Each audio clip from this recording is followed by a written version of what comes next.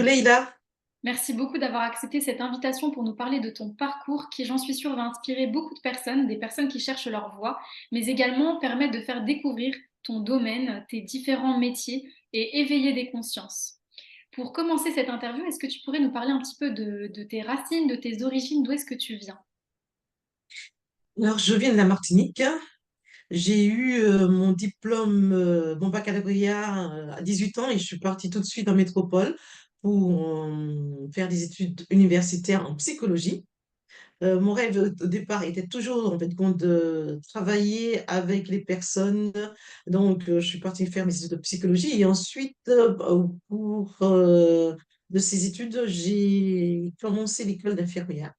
École Hmm, d'infirmière qui a duré 3 ans. Puis j'ai exercé pendant 10 ans comme infirmière. Suite à ces 10 ans d'exercice, j'ai eu envie de faire mon école de sage-femme. ok, J'ai exercé super. pendant 23 ans en tant que sage-femme. Et après avoir parcouru tous les domaines de l'obstétrique, eh bien, à 60 ans, j'ai eu envie d'aller un peu plus loin, donc travailler en tant que sexologue. Super. Bon, on va y revenir petit à petit. Merci déjà pour cette introduction. Mais quels étaient tes rêves quand tu étais petite, quand tu étais enfant? Est-ce que tu pensais vraiment à la psychologie ou est-ce qu'il y avait un métier qui te donnait envie? Donc, moi, je ne savais pas trop quoi faire, mais j'avais un fil rouge qui était de travailler dans le domaine médical et de Hmm. pouvoir aider les gens. Quoi exactement, je ne savais pas trop. Donc, du coup, je me suis orientée vers la psychologie. D'une part, ça serait marrant, parce que en psychologie, il n'y avait pas des mathématiques. À ma grande surprise, quand j'ai commencé les études, il y avait les statistiques, ce qui correspond beaucoup aux chiffres. Donc, j'ai dû jongler avec et travailler les autres matières pour pouvoir compenser. Et mon objectif était vraiment de pouvoir aider les gens d'une manière ou d'une autre. Du coup, j'ai passé tous les concours qu'il y avait. Éducatrice spécialisée, assistante sociale, éducatrice de jeunes enfants, infirmière en psychiatrie. Et comme j'ai eu le concours d'infirmière, je me suis dit, OK, je me lance. Quand je me rappellerai encore toujours, quand j'ai franchi le seuil du premier hôpital, Hmm. je me suis dit, c'est exactement ce qu'il me fallait. Et j'ai travaillé avec beaucoup d'amour, j'ai eu beaucoup de plaisir à travailler comme infirmière. Hmm. Génial. C'est un métier qui me passionne beaucoup, toujours. Et qu'est-ce qui fait que, donc avec tous ces concours que tu as eus, tu t'es jamais dit aussi aller jusqu'à médecine, médecin? Oui, effectivement, parce que moi, mes parents me le disaient, mais je me disais non, non, non, je n'ai pas envie de me prolonger toute ma vie en fait de compte à faire des études. 10 ans, ça ne me dit pas. Pourtant, effectivement, avec mes 6 ans de psychologie et ensuite 3 ans d'infirmière, 2 ans de sage-femme, et je suis revenue effectivement faire autant d'années Mhm. que si je faisais médecine. Mais bon, j'ai eu un peu peur hein, du concours de médecine surtout, et ensuite après de faire que ça. Hmm. Au final, tu as été quand même dans le terrain des métiers Oui, oui, difficiles tout à fait. qui sont enrichissants différemment et qui sont de la médecine, clairement. On va revenir donc à ce métier de sage-femme qui a occupé 23 ans de ta carrière. Qu'est-ce qu'une sage-femme? Quel est son rôle, ses missions? Qu'est-ce qu'on attend d'elle? Alors, la sage-femme, alors on pense souvent que la sage-femme, elle est faite juste, là, elle est habilitée à juste accoucher, faire accoucher une maman. Non, pas du tout. Elle prend en charge la femme, déjà la jeune fille, pendant toute sa période de menstruation et d'accompagnement ou de fertilité. Ensuite, après, la femme en tant que telle, en fait, pour son suivi et de grossesse en tant que femme. Et puis ensuite, pendant la grossesse aussi, donc en obstétrique, elle suit pardon, la femme en prénatal, pendant l'accouchement et en postnatal aussi. Hmm. Donc, Ok. elle a aussi un rôle de prévention, Hmm. un rôle d'éducation et un rôle d'information. Est-ce que donc tu as dû assister à des naissances? Est-ce que tu sais un peu combien de naissances tu as pu assister dans ta carrière? Alors, c'est vrai que c'est souvent la question qu'on me pose souvent. La première année, on compte le nombre de naissances et puis après un an, on arrête puisque ça ne sert plus à rien. Je crois que j'ai dû m'arrêter à 150 Et ensuite, après, ça ne m'intéressait plus de compter le nombre de naissances. Euh, et puis, surtout que j'ai travaillé pendant un laps de temps en salle d'accouchement. Et ensuite, après, je travaillais au postpartum, puis au prénatal, dans les grossesses à haut risque, les grossesses pathologiques. Et j'ai fait aussi des consultations, des suivis de grossesse. Et donc faire encore, j'ai travaillé en parallèle en tant que sage-femme. Alors en Suisse, on dit SFI, sage-femme indépendante, hein. Donc à domicile, les contrôles postpartum à domicile. Et puis j'ai travaillé aussi, j'ai fait un peu de préparation à la naissance, hein, où j'ai eu aussi beaucoup de plaisir à accompagner les femmes pendant leur grossesse pour qu'elles puissent assurer un accouchement le plus serein et le plus physiologique possible, hein. Voilà.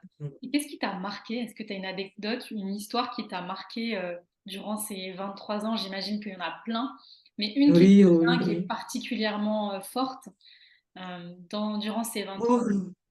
Je pourrais dire, en fait, compte, il y a peut-être deux choses. Déjà, une chose, au tout début de mon exercice, j'étais pas trop habituée, parce qu'en tant qu'infirmière, on voit des souffrances, mais pas exactement les mêmes douleurs. Une femme qui était en travail et dont le mari n'arrivait pas à gérer les contractions, donc il s'est mis en colère contre moi, alors que je n'y étais pour rien, en fait. Je venais juste de l'examiner, bon, donc ouais, on devait en fait compte attendre que le col se dilate progressivement et il voulait absolument en fait compte la faire accoucher, que je la fasse accoucher. Donc il s'est mis vraiment en colère contre moi et après il s'est excusé, il m'a amené des chocolats, il m'a amené un petit bouquet de roses, de fleurs, et donc ça m'a un peu marqué. L'autre est une femme qui était toujours en travail avec des douleurs atroces. Et bien, moi, je suis partie aux toilettes pour pleurer parce que je la voyais tellement dans son état de souffrance ingérable. Mm. Ouais, je dois dire qu'après, au bout de certain nombre d'années, je ne pleurais plus. Si je pleurais, c'était des larmes de joie en voyant maman, papa avec leur petit bébé dans les bras, vraiment heureux. Et c'était aussi des larmes de joie, c'est tout. Mais Mm. sinon, voilà, on se forge au bout de moment, en fait. Waouh. Mais c'est clair que j'ai compris que la douleur de l'accouchement est quelque chose d'assez puissant Mm. et qui fait que, donc, voilà. Mm. Waouh.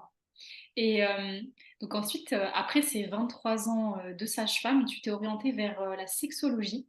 À quel moment est-ce que tu as eu ce souhait d'évoluer vers ce domaine et pourquoi? Et quelle a été la motivation, l'élément déclencheur? Alors, c'est clair que quand on reçoit des femmes en travail ou alors en fait, qui ont rompu leur poche mais qui ne sont pas en travail, donc on doit les examiner pour voir exactement l'état, faire le statut de leur situation. Certaines femmes présentaient un problème de vaginisme. Et moi, à l'école de sage-femme, nous avons tous appris, nous avons survolé la sexologie, mais sans vraiment entrer dans le détail. Donc, pour pouvoir l'accompagner, c'était un peu difficile. Alors, on devait improviser un accompagnement, une technique pour pouvoir les amener à collaborer. Et souvent, tout le monde se trouvait, en fait, tout on se retrouve démuni devant, en fait, une attitude qui soit adéquate. Et un beau jour où j'ai dû négocier avec une parturiente, une femme en travail pour l'examiner, et là, ça m'a fait tilt. Je me suis dit, je pense qu'il est temps de pouvoir aller plus loin. Tu as fait un peu le tour de tous les services hein, d'obstétrique. Ce serait bien, en fait, compte que tu laisses la place aux jeunes et puis que tu puisses voir un peu plus loin comment tu pourrais accompagner une femme qui présente ce type de problématique. Et c'est comme ça que ça m'est venu à l'idée de me former, de partir en formation dans une école à Paris, où je me suis formée pendant une année. à cette formation et j'ai eu beaucoup de plaisir. Et là, je me suis rendu compte que j'étais vraiment à ma place pour cette formation. Voilà. Avec tout le bagage d'infirmière, de psychologie, d'infirmière et de sage-femme, je crois que je pouvais prendre cette nouvelle casquette en main et pour pouvoir adhérer à un accompagnement Mm. pour ceux et celles qui veulent le demander. Et je vais rebondir sur le vaginisme avant qu'on puisse découvrir ton nouveau métier. Qu'est-ce que le vaginisme? Qu'est-ce que c'est? De quoi on souffre quand on a du vaginisme? Alors, c'est vrai qu'effectivement, le vaginisme n'est pas trop reconnu encore du grand public. Beaucoup de gens, en fait, ne savent pas vraiment mettre un mot sur ce à quoi, ces femmes en général, ce à quoi, en fait, qu'on elles souffrent. Il y a peut-être des hommes, en fait, qui en souffrent, mais on ne parlera pas vraiment de ce terme-là complètement. Mais c'est les femmes elles n'osent pas en parler. Pourquoi? Parce qu'elles ont honte. Elles Mhm. pensent qu'elles sont seules à vivre ce problème. Mhm. Cependant, il y a beaucoup de gens qui traversent aussi ce même cheminement, en fait. Et pourquoi? Elles pensent qu'il n'y a pas de solution. Mais oui, aujourd'hui, j'ai envie de dire qu'il y a une solution. Alors, c'est quoi le vaginisme? Mhm. C'est une contraction involontaire du muscle du périnée du plancher pelvien qui empêche toute pénétration. Alors, toute pénétration qui serait en fait d'un doigt, du spéculum ou du pénis. Cette contraction, elle peut être soit partielle, soit en fait totale. Alors, quand on dit un vaginisme complet ou intégral, c'est quand rien ne rentre. Et le vaginisme partiel, c'est quand il y a une possibilité de pénétration de spéculum, mais Mhm. pas d'un pénis, ou alors d'un doigt ou d'un tampon, mais pas du pénis, ou alors en fait compte du partiellement en fait compte du pénis, mais le pénis ne rentre pas intégralement et avec beaucoup de difficultés et beaucoup de douleurs. Alors on pourrait dire que ce vaginisme, soit il est primaire c'est qu'il a toujours existé, c'est-à-dire que jamais il a été possible à une femme en fait, de pouvoir tolérer la pénétration de quelque autre chose dans son vagin. Ou alors, le vaginisme peut être secondaire, c'est-à-dire que tout a toujours été bien jusqu'au moment où un événement a provoqué ce Mhm. blocage. Euh, Ça peut être quel type d'événement? alors, ouais, il se peut se passer plein de choses, en fait. Donc, je ne pourrais pas, en fait, noter parce qu'on pourrait supposer que oui. Alors, il arrive, en fait, quand j'interroge certaines de mes patientes, qu'elles aient subi un attouchement, une agression L'agression. ou un viol. Il se pourrait aussi qu'il y ait eu un traumatisme au niveau du plancher pelvien, en fait, qui pourrait entraîner, en fait, contre cette douleur. Au Mhm. départ, en réalité, c'est une peur, c'est un mécanisme de défense de contraction. C'est aussi une douleur qui fait que, en fait, en mode ricochet, cette douleur fait qu'on se contracte et pour éviter d'avoir mal. Et en fait, ça entraîne une contraction réflexe involontaire. Donc, quelque part, on pourrait dire que tout se passe soit en fait, dans son état dans son psychisme, Mhm. soit aussi en fait dans son corps. N'importe Mhm. comment, c'est que la femme, elle ne se sent pas bien. Cela dit, ça n'empêche pas, en fait, que la libido soit, le désir s'installe, la libido, c'est la pénétration. Ça n'empêche pas une sexualité. En fait, donc, la Mhm. femme, elle peut très bien avoir une sexualité, mais qui ne soit pas, en fait, compte de type pénétration. Mais il faudrait que ce soit aussi du même accord, du même avis que le partenaire. Souvent, le partenaire, il en souffre ou il fait avec jusqu'à un certain moment. Ok. Wow. Et est-ce que ces personnes-là, il y en a qui ont des enfants? Mais du coup, elles peuvent pas forcément accoucher? Non, alors, soit, elle demande une césarienne, soit effectivement, on attend que l'accouchement elles arrivent à un certain niveau de la dilatation. De toutes les manières, quand le col se dilate jusqu'à partir de 8, 9, elles ont une envie, involontaire de pousser et là, en fait, on pousse. C'est vrai que ça pose problème parce qu'on a besoin de contrôler, de voir exactement la position du bébé, donc comment se positionne la tête du bébé et tout.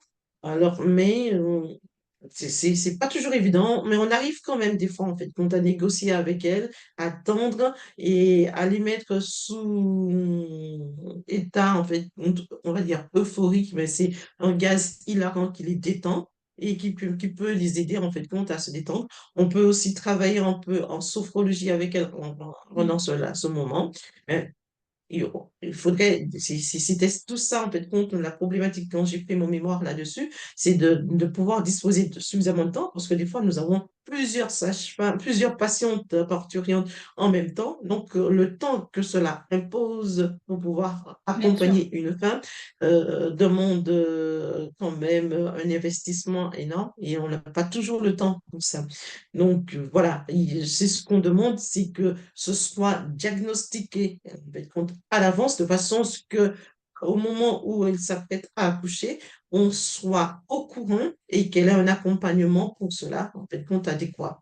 Et dans le Et cadre de l'accompagnement, peut-être plus sur l'intime, sur quoi est-ce que toi quels sont tes outils, les techniques que tu utilises pour aider une femme justement à contrer ce vaginisme, à aller au-delà? Est-ce que c'est possible d'en bien guérir, sûr, entre guillemets? bien sûr, moi, je voudrais dire effectivement que le vaginisme se guérit. Hein, c'est pas vraiment une maladie, donc c'est juste un blocage en fait, donc, psychologique qui peut être accompagné et avec en son temps, parce qu'on ne précipite pas les gens en fait vont à vouloir très rapidement. Alors, on a des outils effectivement pour pouvoir les aider. Donc nous avons tout ce qu'il faut pour déjà une écoute avec une anamnèse bien prolongée, bien approfondie. On arrive à bien cerner le profil de cette personne et travailler avec elle. Et nous pouvons utiliser des dilatateurs donc vaginaux qui ont plusieurs diamètres et qui peuvent amener gentiment au cerveau à se connecter avec à s'apprivoiser, à s'approprier en fait, donc une pénétration. D'autre part, nous travaillons en sophrologie, nous travaillons dès le départ, en fait, moi j'apprends à la façon à se connecter avec son corps, Mmh. déjà, en se regardant dans un miroir. Souvent, elles ont un peu de mal au début, on prend son temps et elles finissent après, en fait, qu'on a le faire. Se toucher, se connecter, parce que c'est une partie du corps, des fois, qui est complètement occultée du cerveau. En fait. Alors, elles arrivent à se regarder et ensuite, après, en fait, quand progressivement, nous travaillons avec des dilatateurs, nous travaillons en sophrologie, nous travaillons en hypnothérapie, aussi en yoga. Et puis, je fais aussi participer au bout d'un moment le conjoint en fait, Mmh. dans, Pour accompagner. dans pour accompagner. En fait.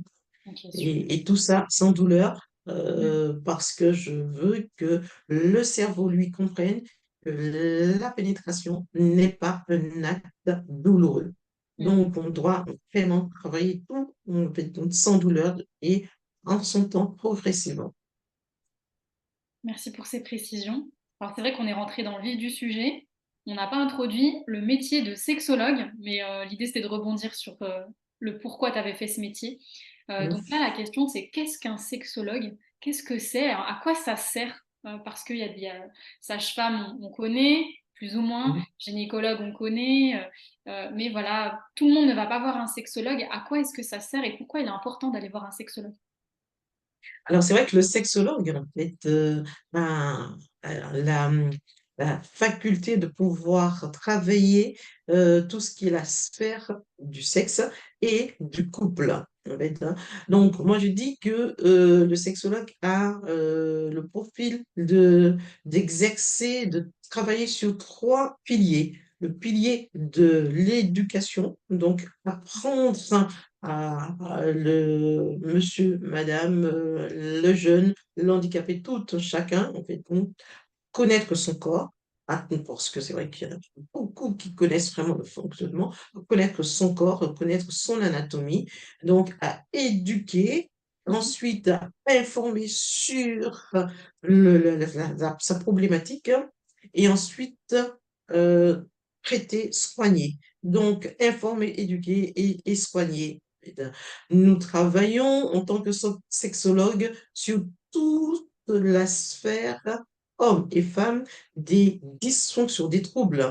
Les troubles, pas qui surviennent juste une fois, deux fois, mais il faudrait que ça ait une durée de 3 à 6 mois en fait, pour pouvoir attester d'un problème, d'une panne, d'une dysfonction. Ensuite, il faudrait qu'il y ait souffrance, hein. S'il n'y a pas souffrance, que la personne se trouve bien, par exemple, je prends le cas d'un asexuel, bon, ben, s'il se trouve bien comme il est, il n'y a pas de raison d'aller consulter. Mais seulement s'il constate que bon, il y a un problème ou le couple subit Mhm.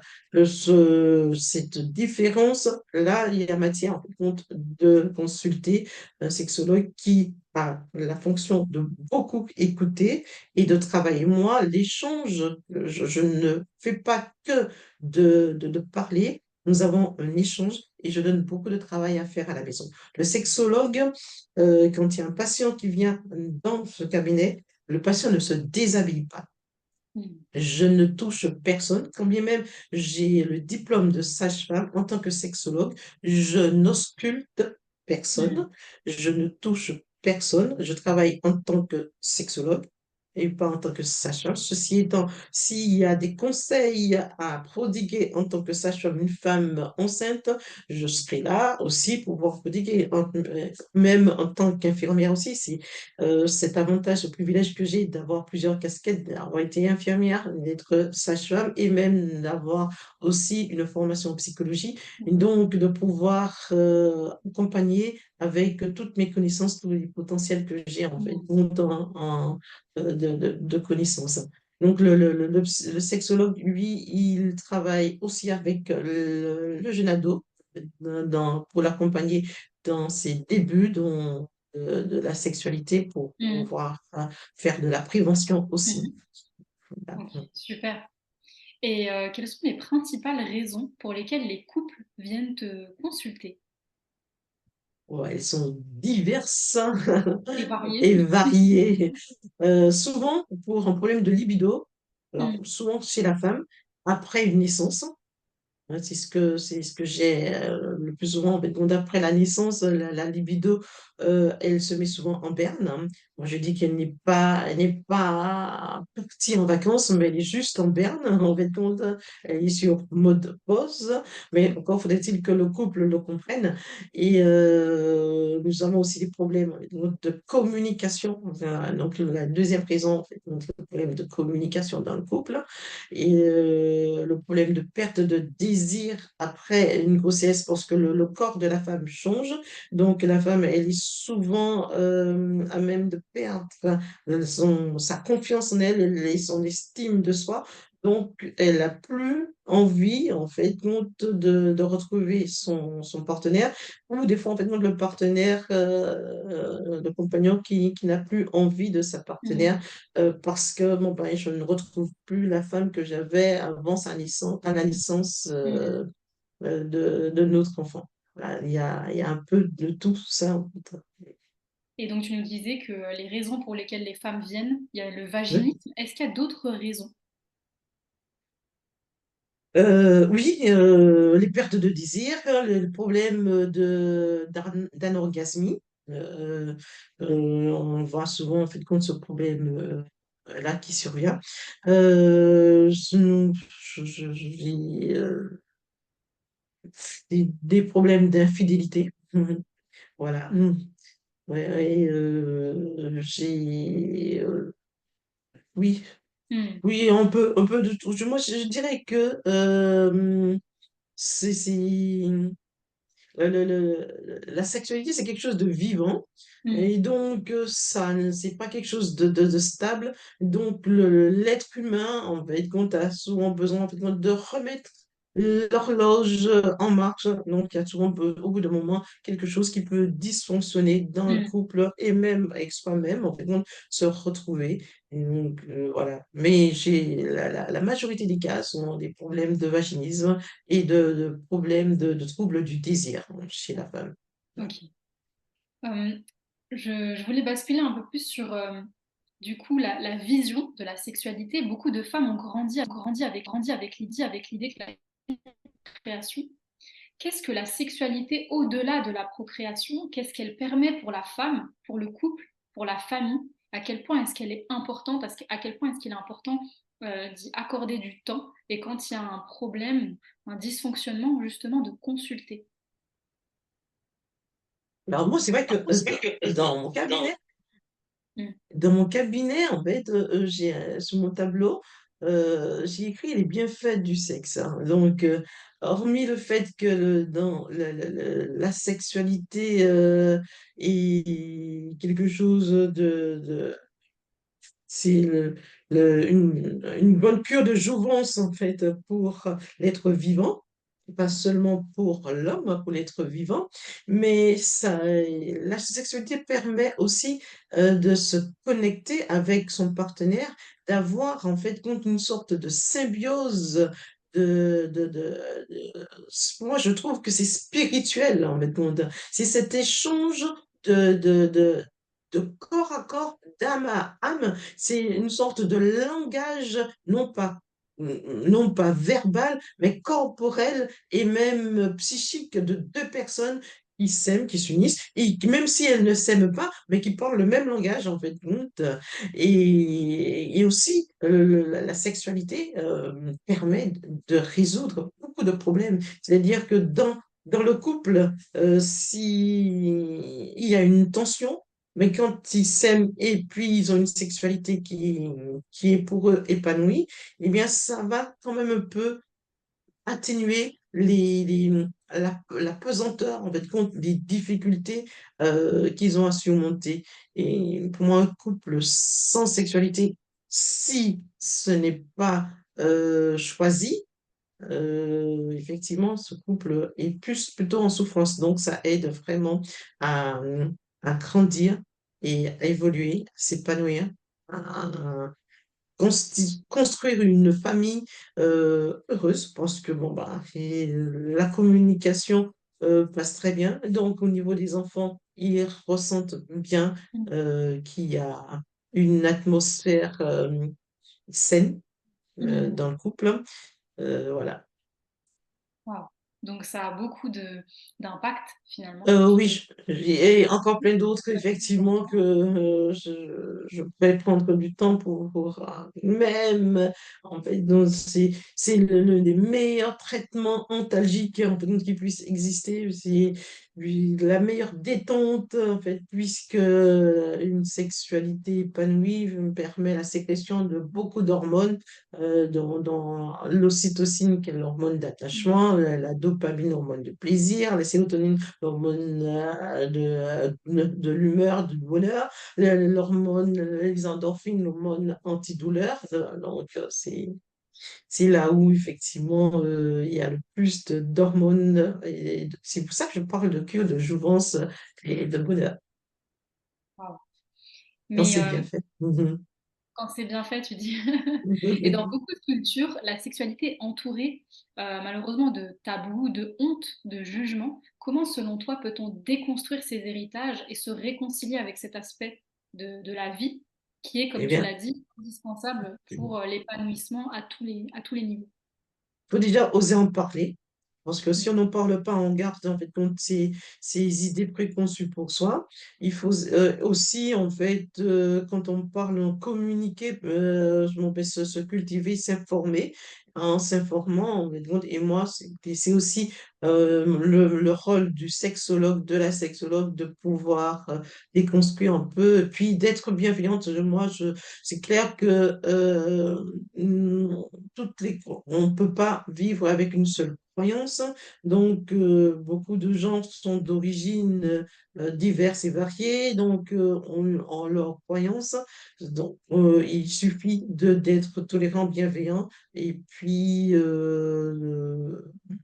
travailler dans le sens de d'une, je dirais comment en fait, Du respect de, de la merci beaucoup, c'est ce que j'allais dire, du respect en fait, de l'autre, tout autant que ça n'aille pas dans le sens d'entraver la vie de l'autre, en fait, hein. Et personne. voilà. Et à quel point est-ce important pour une femme de vivre du plaisir? Est-ce un luxe, un caprice ou une clé de santé physique, émotionnelle, spirituelle, même si tu nous as déjà un petit peu répondu avec la cure de jouvence? Mais Alors, c'est vrai que c'est peut-être pas le assez blé, parfois commun parce qu'on parle plus du plaisir masculin et pas souvent, ou pas de façon commune, du plaisir féminin qui est parfois même stigmatisé. alors le plaisir, le désir, en fait, ça va déjà, en fait, déjà, d'abord connaître son corps, être OK avec sa pratique, ce qu'on fait, en fait, et ensuite être en total abandon, lâcher prise, en confiance à l'autre. Alors, pour s'abandonner et en lâcher prise, il faudrait vraiment faire confiance à l'autre, hein. Si on ne fait pas confiance, là, on est sous sa retenue et là, le plaisir est difficile et va être plus difficile. C'est clair qu'en fait, donc pour une femme, moi, je dis souvent, et quand je travaille avec les hommes, d'apprendre à, à, hum, à partager tout. Parce que souvent, les hommes demandent à leur partenaire sur leur petit moment de détente, de récréation le soir, mais ils oublient toute la charge mentale qu'elle englobe, qu'elle a, qu'elle porte avec elle. Et si elle n'est pas aidée dans l'abandon de plein de choses, ben, elle ne peut pas franchement en fait compter sur. C'est déjà plus difficile pour une femme de travailler ça, en fait, hein. Mais si aussi possible, une femme, elle a du désir, du plaisir, hein, en fait, comme un homme, elle peut le trouver, mais mais il faudrait qu'elle apprenne à se découvrir déjà, Mm. apprenne à se connaître, en fait, hein, la sexualité, qui elle est en tant que partenaire sexuel, ce que représente l'intimité et la sexualité pour elle, et puis ensuite, un partenaire avec qui elle est, la confiance qu'elle lui accorde. Quand tu dis se connaître d'ailleurs, quels sont les différents types de sexualité qu'il existe selon toi, ou en tout cas les formes de sexualité pour permettre d'éveiller à des personnes qui ont peut-être l'habitude d'une forme de sexualité, de voir qu'il existe différentes formes, il n'y a pas une seule forme. Clair que souvent, les personnes qui viennent consulter ont tendance à s'imaginer que la sexualité s'arrête à une pénétration, en fait, hein. Euh, Or, moi, je dis souvent que c'est un des outils pour pouvoir aboutir à une sexualité épanouissante, hein. Je parle souvent, en fait, compte que l'acte lui-même peut se faire avec nos cinq sens, hein. Donc, les cinq sens que nous avons, les yeux, les oreilles, la bouche, les mains, le nez, l'odorat, et bien sûr que aussi cet outil qui est l'organe sexuel. Mais nous pouvons aussi, en fait, compte, faire évoluer la sexualité sous la forme du tantrisme, par exemple. Beaucoup de gens ne savent pas que le slow sex existe, le slow sex qui est une autre forme de sexualité dans le mode de l'exploration du corps et des sensibilités et des ressentis, en fait. Ça va aussi dans le même sens que le sensate focus, hein, et qui n'intègre pas la pénétration. Une autre forme de sexualité que les gens peuvent explorer sans devoir aller jusqu'à la pénétration, mais qui permet de mettre en valeur le ressenti, le toucher, et puis sans aller vraiment très vite dans la finalité qui est l'orgasme ou l'éjaculation. Donc des Mais formes de ce sont des choses sexualité extrêmes. conscientes, est-ce qu'on peut dire des formes de sexualité plus conscientes, plus respect, enfin, ou Et dans le... de connexion surtout, en fait, compte, hein. De connexion à l'autre, d'exploration de l'autre, hein. Hmm. Et est-ce qu'on peut dire que sur quoi plutôt repose la compatibilité? On entend beaucoup parler de compatibilité. Est-ce que la compatibilité, elle repose sur le type de sexualité qui doit être la même avec le partenaire? Est-ce que c'est physiologique? Est-ce que c'est émotionnel? Est-ce que c'est spirituel? Ou est-ce que c'est tout ça en même temps? Je les fais tous en même temps parce qu'en fait, pour qu'il y ait compatibilité, il faudrait qu'il y ait échange, communication. Donc, comme je dis souvent, en fait, apprenez d'abord à vous connaître, à échanger, à connaître qui est la personne qui est en face de vous. Et là, vous verrez, en fait, compte, bon, ben, s'il y a compatibilité ou pas. Ce n'est pas juste se voir aujourd'hui, une semaine, et puis ensuite, après, on juge oui, qu'on connaît forcément la personne. Je pense il y a matière, en fait, compte, à découvrir l'autre et pour pouvoir mesurer le seuil de compatibilité avec l'autre. Ok, super, merci pour cette clarification. Et est-ce qu'on peut dire que connaître quelqu'un intimement, c'est le connaître vraiment dans son essence, dans son âme, dans ses blessures, dans ses ombres? Est-ce que la sexualité permet cette connaissance profonde? Est-ce que grâce à la sexualité, est-ce qu'on ne connaît pas au mieux l'autre? Sexualité aussi, c'est pas seulement grâce à la sexualité, parce que pour connaître l'autre, et comme je le disais, en fait, concernant, effectivement, il faut communiquer, apprendre. Moi, j'ai eu des patients où je leur ai demandé, est-ce que vous connaissez l'histoire de votre partenaire? Pas tout. Il y a d'autres qui me disent, oh oui, mais il faut garder son jardin secret. Et moi, j'explique, mais si vous avez un jardin secret, si vous ne connaissez pas l'autre, sur toutes ses facettes, hein. Comment voulez-vous composer avec cette personne-là? Donc, je m'explique, si cette personne, la partenaire, elle a vécu un viol incestueux ou une agression sexuelle et que le partenaire lui demande de certaines pratiques, et ne sachant pas en fait son passé, eh bien, ça peut se solder par un échec ou une situation de frustration et même de déception et même traumatisante. Donc, moi, je pense que c'est important de se connaître bien, de discuter, d'échanger, d'avoir, bon, ça ne se fait pas en un seul jour, en une semaine, Mm. mais d'avoir vraiment des moments de partage, de vivre des choses, des événements ensemble, de partir des week-ends ensemble, de sortir de son cadre de confort. Et comme ça, on arrive à bien connaître cette personne. Et encore, on ne connaît pas toujours tout, mais on apprend progressivement à connaître, hein.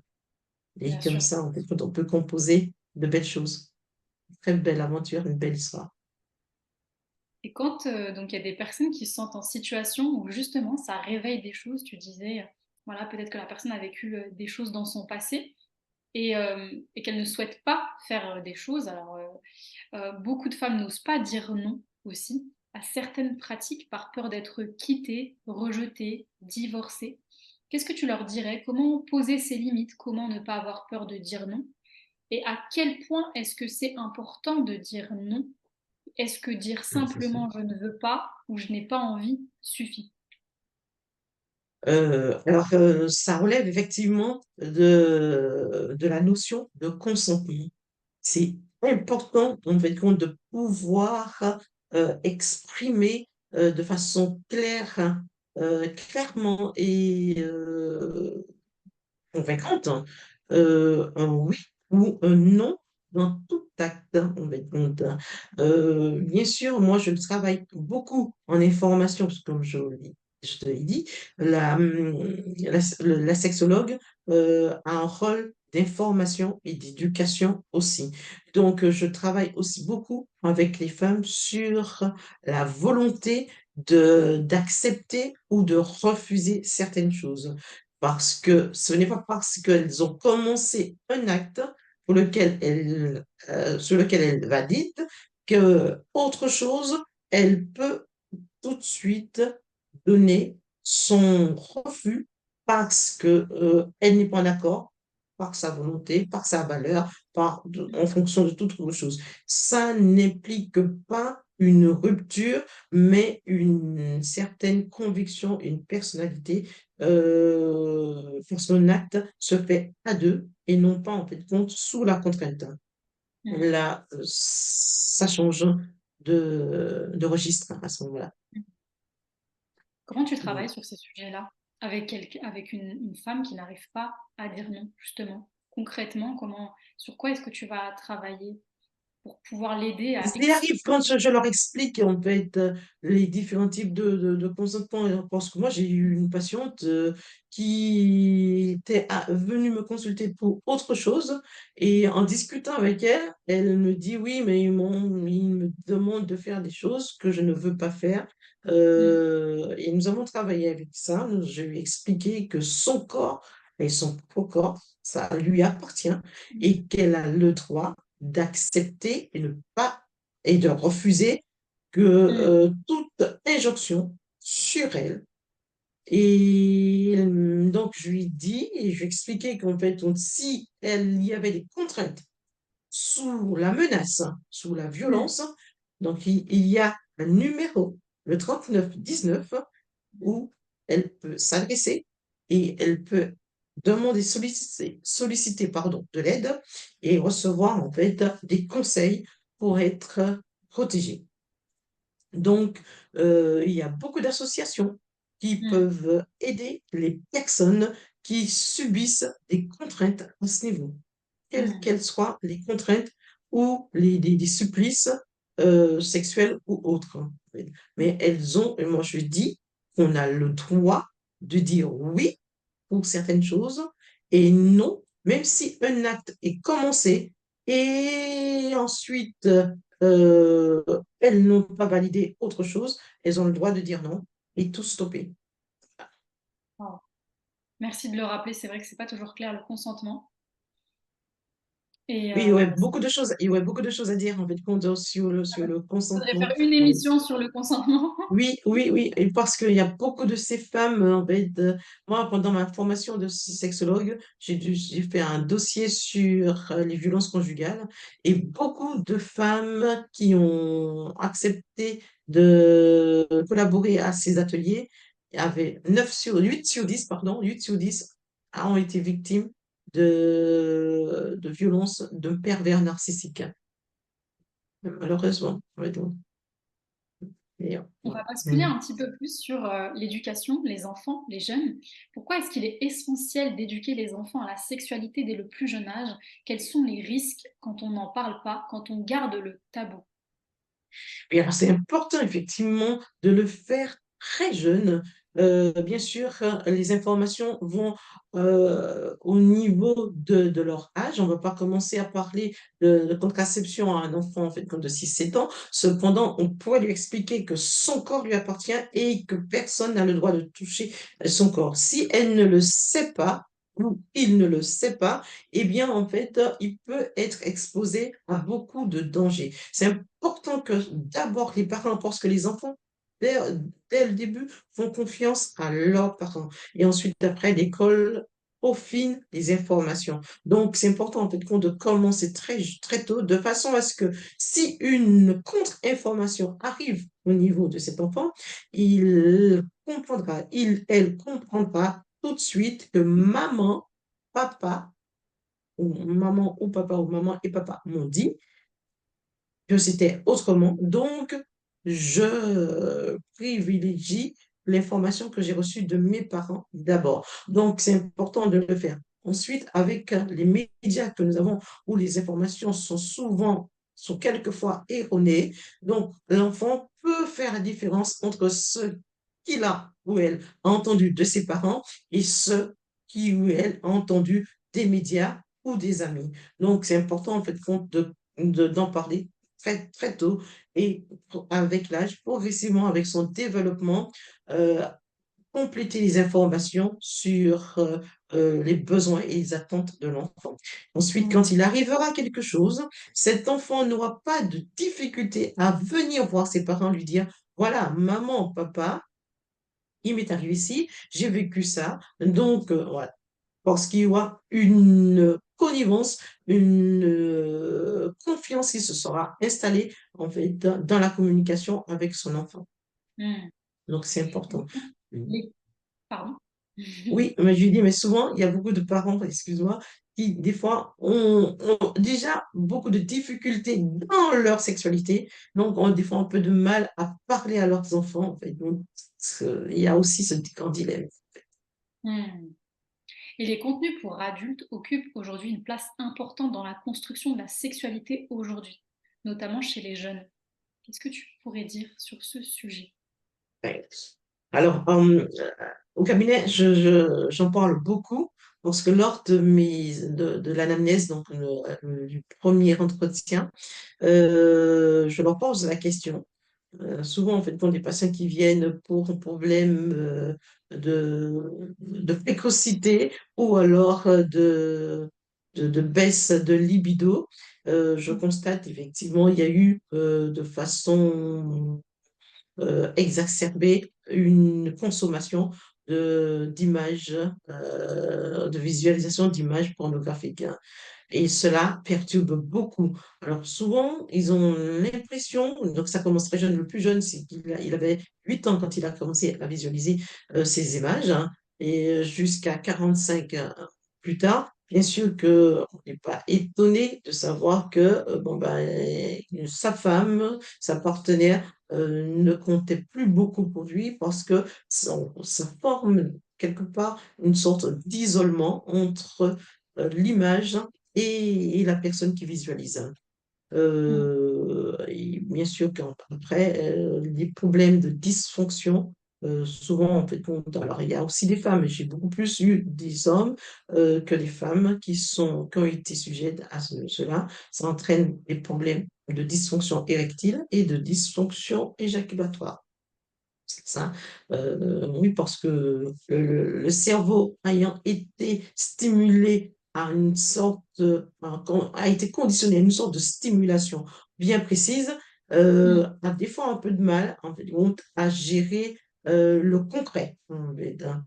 Donc, passer d'une stimulation de 0 à 10 très vite, alors qu'avec sa partenaire, eh bien, il y a besoin, en fait, de l'amener à un désir, à une excitation fluide, en fait, compte former le cycle de la réponse sexuelle, c'est beaucoup plus long et bien sûr, Hmm. plus, Donc ça, en plus, fait, ça biaise, hein. Ça biaise le complètement, complètement. normal, entre guillemets, ouais, le fonctionnement normal du corps, le fonctionnement, je dirais même, enfin Oui, naturel du corps. oui. Oui. Et je sais qu'il y a quelques personnes qui prennent pour regarder des images pornographiques. Alors moi, je dirais que si le couple visualise tous les deux ensemble, bon ben oui, ça, ça leur va. Mais d'en faire une addiction, c'est-à-dire que de ne faire que ça comme objet de stimulation, effectivement, ça peut entraîner en fait plus tard de graves problèmes. En fait. C'est sûr, parce que quand on commence, ça devient effectivement comme un effet de manque, puisque c'est les mêmes sécrétions d'hormones qui sont sécrétées comme des bolus, des shoots, en fait, que lors d'un orgasme lui-même. Et cet effet entraîne un état de manque où on est amené à solliciter, à avoir à nouveau envie de recréer cet état de bien-être et en fait de renouveler. Et ce qui fait qu'on se retrouve souvent seul pour pouvoir le faire et on a toujours besoin de s'isoler pour le faire. En fait, hein. Wow. OK. Donc, c'est pas la meilleure des solutions pour s'épanouir sexuellement. Est-ce qu'il ne faut pas privilégier, par exemple, pour l'éducation, peut-être des livres? Bien, absolument. Surtout que, et ça, je le vois en consultation, certaines personnes qui viennent pour une éjaculation précoce, et quand nous travaillons sur la durée, parce que pour pouvoir parler de précocité ou de rapidité, ben, c'est selon la durée, et qui me disent, qui font la comparaison avec la visualisation de ces images. Donc, c'est clair que ils doivent comprendre que ce qui se passe est plutôt virtuel et non pas un réel. Et combien de fois est-ce qu'ils utilisent des robots, pas des êtres humains? Et comprendre aussi que euh, en regardant ces images, on a l'habitude de scroller, donc de changer constamment. Tandis que si on a sa partenaire, on ne peut pas la scroller, même si elle a des vergetures, elle a eu des enfants, son corps n'est plus le même qu'avant, on peut pas la scroller, changer et trouver une autre. Donc, ça crée effectivement cette différence d'attrait, d'attirance vers sa partenaire. Non, mais c'est pas du tout la meilleure des solutions. C'est plutôt effectivement prendre un livre ou alors carrément travailler avec l'enfant. Mais souvent, ils le font en cachette. Ils le font entre eux, entre ados, ensemble, donc on ne le sait pas. On surprend ou alors on tombe par surprise sur le portable qui a gardé quelques traces. Hein. Hmm. C'est Voilà. vrai que j'en avais parlé avec une amie aussi, qui a un enfant de 14 ou 16 ans. Et justement, c'était quelque chose qui l'inquiétait. L'accès en plus en gratuit, ce Oui. genre de site. Donc, comment prévenir ça? Comment empêcher ça quand on sait que ça va perturber le fonctionnement, Alors, le, alors maintenant, je l'éducation? crois que le Pornhub, je crois qu'il est, est interdit aux jeunes. Moi, j'ai eu un couple où ils me disent oui, maintenant on peut plus regarder parce que bon, ben, le gouvernement a carrément enlevé. Mais il y a d'autres sites. Oui. Ouais, c'est ça. Bon, après, elle Il est y aux a, il y a- États-Unis, donc je sais pas trop comment Donc, ils ils sont. commencent à prendre conscience et les choses commencent à venir un peu plus. Mais s'il n'y a pas les images, il y a pas les films, il y a les images. Voilà. Il Combien faut de toute une prévention en fait dans les ouais, écoles. toute une prévention autour de ça. Et c'est pour ça, Oui, anticiper tout un à fait. maximum en donnant un maximum d'informations pour justement peut-être assouvir cette curiosité Oui, et oui, oui. éviter voilà, qu'elle soit satisfaite autrement. Combien de couples aujourd'hui ou de personnes est-ce que tu as accompagné à ce jour? Est-ce que tu sais, je sais que tu disais que tu avais arrêté de compter les naissances. Est-ce que tu as arrêté de compter les couples? Oui, oui, oui, je les compte pas en fait compte. Euh, non, je ne sais pas combien. Je sais que dans une semaine, il y a au moins deux ou trois, en fait, donc minimum, hein, en fait, de couples qui viennent. Après, donc je ne m'arrête pas seulement la consultation au rendez-vous avec le couple, je demande aussi à voir chacun individuellement et chacun apporte des informations qui sont clés pour l'accompagnement du couple. Déjà, ils ne vont pas dire les mêmes choses. Oui, ça. Et il y en a un qui va occulter une information que l'autre va m'apporter. Donc, c'est très enrichissant, pardon, de voir un seul à seul, en individuel, chacun. Et ensuite, après, revoir le couple et puis continuer de les suivre euh, jusqu'à obtenir quelque chose. Puis après, j'ai des couples qui sont stables, mais qui ne veulent pas me lâcher. Et qui reviennent quand même une fois tous les 2 mois, en fait, compte me voir. Et ça fait du bien, en fait, compte de revenir pour faire un peu le point, pour, voilà. Mais ça fait toujours plaisir. Et finalement, est-ce que c'est pas sain? Parce que c'est comme un médecin traitant, on y va de temps en temps, on fait des bilans, on voit si tout va bien. Est-ce que c'est pas la meilleure des façons pour justement faire durer aussi son couple que d'avoir. Ben oui, oui, c'est une bonne manière, mais aussi, en fait, compte, je veux les rendre aussi autonomes. Donc, je Hmm. ne les vois pas une fois par mois. Après, quand tout va bien, je les revois une fois tous les 3 mois. Et ensuite, après, je leur dis, maintenant, c'est bon, vous pouvez, vous savez que je suis là. Vous pouvez me recontacter s'il y a besoin. Mais sinon, après, je les laisse voler de leurs propres Envolé. ailes. Quel est l'accompagnement quel accompagnement qui a pu te rendre peut-être, bon, je vais pas dire tous les accompagnements, je pense que sont enrichissants. Est-ce qu'il y en a un qui t'a marqué particulièrement, on va dire, où tu as vu des résultats et que tu étais extrêmement fière et contente, tu t'es dit, waouh, on a pu y arriver et ça t'a rendue heureuse. Ouais. Oui, c'est vrai qu'il y en a beaucoup, en fait, parce que bon, ben, je vois plusieurs couples. Si je me réfère bien, oui, j'ai un couple, euh, oui, qui avait beaucoup de difficultés en fait compte à avoir une sexualité pénétrante et après avoir, on va dire, bataillé tous les deux ensemble, on a pris du temps et ils se sont retrouvés. Et monsieur, il était tout heureux. Il était tout heureux, en fait, de revenir me voir. On sentait qu'il se sentait beaucoup plus homme.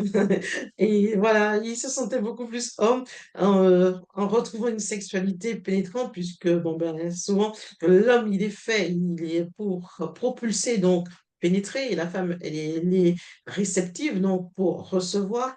Donc, au bout d'un moment, il a besoin, en fait, compte de ça, pas seulement des étreintes d'enlacement, et nous avons travaillé ça avec sa femme et nous avons travaillé aussi avec lui, savoir pour quelles raisons est-ce que bon, ben, il y avait ce fossé-là. Et puis, c'est reparti entre eux, puis voilà, ils Wow. sont, C'était une ils femme sont qui souffrait donc de vaginisme, c'est ça? oui. Hmm. Alors, effectivement, de problème, c'était pas totalement, mais qui a entraîné, hein, le vaginisme n'était pas du tout le D'accord. problème initial, c'était un problème, en fait, compte de vestibulodynie, donc de douleur, mais qui entraîne en fait compte un vaginisme parce Hmm. que la douleur entraîne la peur et la contraction parce qu'en fait compte on se retient et voilà. Et ensuite, nous avons travaillé tout ça ensemble et puis ça a très bien fonctionné.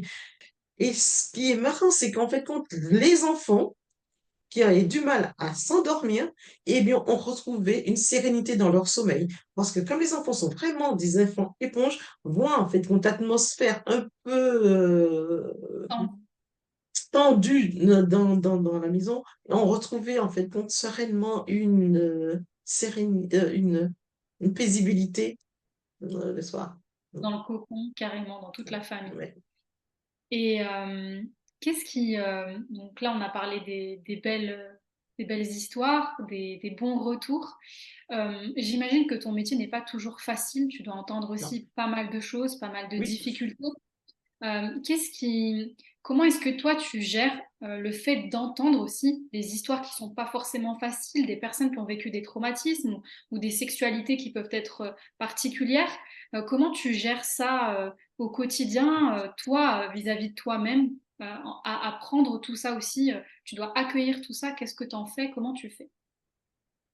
Alors, j'ai cette chance, en fait, d'avoir été infirmière hein, où, à l'hôpital, nous avons traversé nous traversons avec les infirmières, en tant qu'infirmière, des situations pas faciles, des Mm. décès, hein, des patients qui décèdent dans nos bras, donc, et des parents que nous devons accompagner, les appeler pour leur dire, votre conjoint est décédé, votre enfant est décédé, et tout cela. Donc, oui, j'ai été déjà un peu rodée là, à ce niveau-là.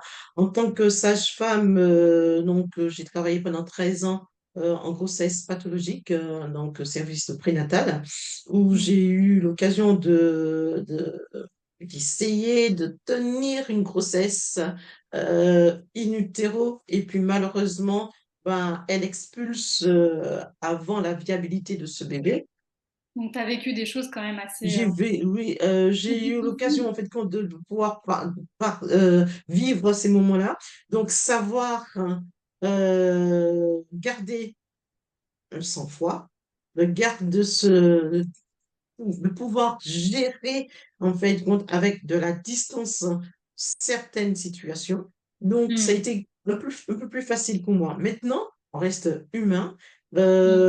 on gère, hein, mais il faudrait aussi l'après. Donc moi, quand c'est des fois un peu trop pesant, j'ai ma soupape qui est d'écouter de la musique que j'aime bien, de me référer dans mon spiritualisme, ma spiritualité, ou alors je pars 2, 3 jours, je prends le billet d'avion, je pars 2, 3 jours à l'étranger. J'aime beaucoup les voyages et me ressource et après je reviens en pleine forme et ça va très bien. Génial. Mais c'est vrai que c'est pas toujours facile, certaines situations. Ouais, c'est important de le relever parce que c'est vrai que dans tout l'échange, on a parlé quand même de choses plus ou moins voilà, soft, mais effectivement, il y a quand même un aspect du métier qui est assez difficile avec des choses à entendre qui sont certainement pas faciles. Euh, Comment est-ce que ce métier, du coup, en prenant les bons côtés, les rencontres, le fait d'accompagner, de se sentir utile, et aussi d'entendre des histoires qui sont particulières, plein de choses, comment est-ce que ça a changé ou fait évoluer ton regard sur l'humain? Eh bien, je me suis rendu compte effectivement que tout un chacun a toujours son histoire de vie, Mm. et qui peut être pas toujours facile. Derrière, on a toujours, souvent peut-être un masque, quelque chose qu'on porte, et derrière certains comportements, il y a peut-être une explication.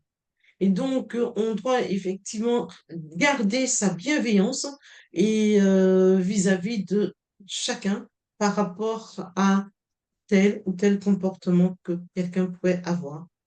Ouais, parce que c'est pas toujours facile pour tout le monde, et on a des histoires de vie qui sont des fois pas toujours, qu'on n'a pas choisi. Voilà. Mm. Super. Donc, on doit Merci. appeler vraiment les gens à être bienveillants envers les autres. Mm. Donc la bienveillance. C'est Ça quelque t'a chose permis d'important. de découvrir aussi bah, les comportements de chacun, le fait que aussi ces comportements sont en réaction avec un vécu, mais malgré tout, Oui, il faut y répondre avec beaucoup de bienveillance. tout à fait. Une dernière question, Guylaine. Qu'est-ce qui fait qu'aujourd'hui, tu as envie de continuer de faire ce métier? Qu'est-ce qui t'anime dans ce métier? Qu'est-ce qui fait sens? Malgré aussi tes difficultés, qu'est-ce qui vraiment te donne envie de te lever chaque matin et de te dire, je vais aller dans mon cabinet? C'est clair. La sexualité, c'est quelque chose de très important pour moi. En fait, moi, déjà en tant que sage-femme, c'était mon gagne-pain, en fait. Et ensuite, c'est important quand je vois les résultats des couples qui ont été restaurés. Je me dis, bah, ça en vaut le coup. Des hommes ou des femmes ont été confrontés à un problème dans leur sexualité, qui ont souffert et qui font aussi en même temps souffrir leur partenaire, hein. Et en travaillant, en prenant du temps, je vous garantis que je mouille mon maillot, je prends du temps avec eux, et ils le savent.